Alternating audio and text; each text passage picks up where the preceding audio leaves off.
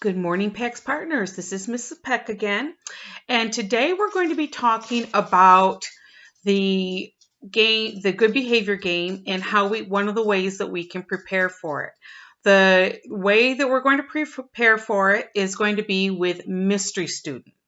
So in this case, it's kind of like playing the game, but instead of you having to count SPLEEMS for all of the teams within your class, you can pick one student and pick a period of time and only count SPLEEMS for that one student.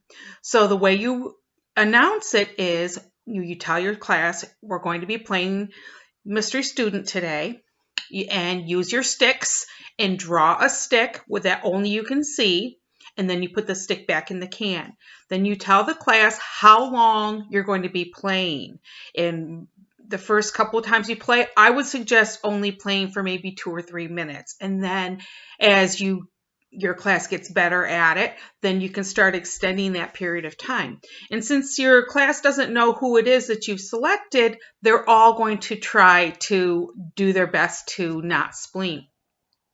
If at the end of the time, using your timer, of course, if at the end of, we'll say the 3 minutes, that student has spleened more than 3 times, then you say to the class, our mystery student didn't quite make it this time. They spleened a little bit too much, so we're going to play again later. And don't announce who the mystery student was at that time. If the mystery student that you selected manages to get through the 3 minutes with 3 or less SPLEEMS, then you announce to the class who the mystery student was and tell them that that mystery student has earned the class an award of a Granny's Wacky Prize. And do that Granny's Wacky Prize right then. Draw the prize, carry it out with the kids, do it along with them right then.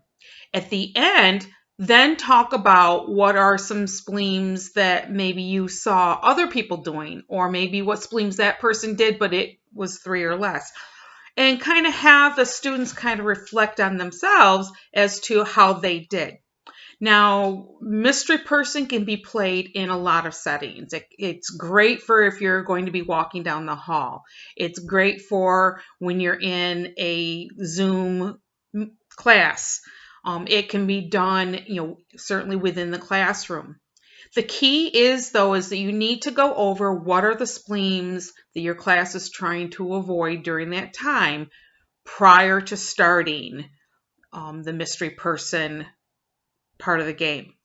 And then at the end, really pat them all on the back and call out what great PAX leaders they're being, and make a big deal out of what a great job that PAX leader that was the mystery person did to earn that Granny's Wacky Prize.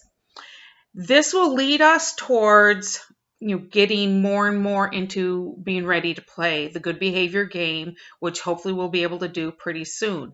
I will be posting a video about good behavior game as well in the coming weeks. Have a great day.